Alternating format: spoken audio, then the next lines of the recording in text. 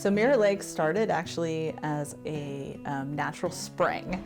When the university was founded in 1870, one of the reasons that people say is why the university was put here at this location was because there was a natural spring. And so the university said, great, we'll clean up this lake and make it into more of a natural lake.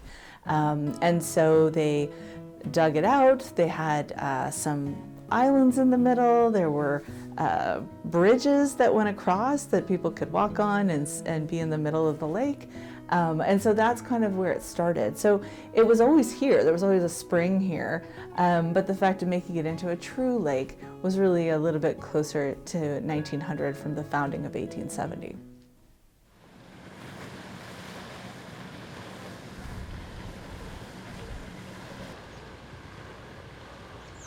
So the interesting thing is that Mirror Lake over time, as I mentioned, has changed, but in the most recent renovation, which started in 2016 and went till 2018, they decided to restore the lake into what it had been originally. So if you look at the lake now, a lot of the native plants that are native to Ohio that they've incorporated into the lake, it's a different experience, I think, than it was, say, 20 years ago after the most recent renovation. So I think they did a really beautiful job in looking at the diversity of the plant life to really make it more native to Ohio.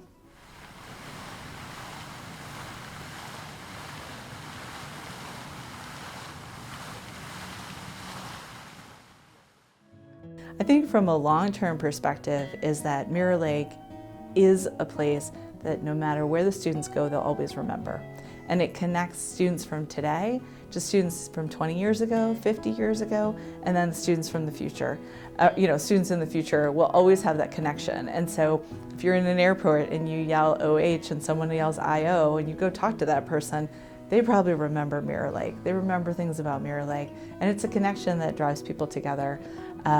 So I think that's the important thing about Mirror Lake, is it is a constant. It's always going to be a part of the university.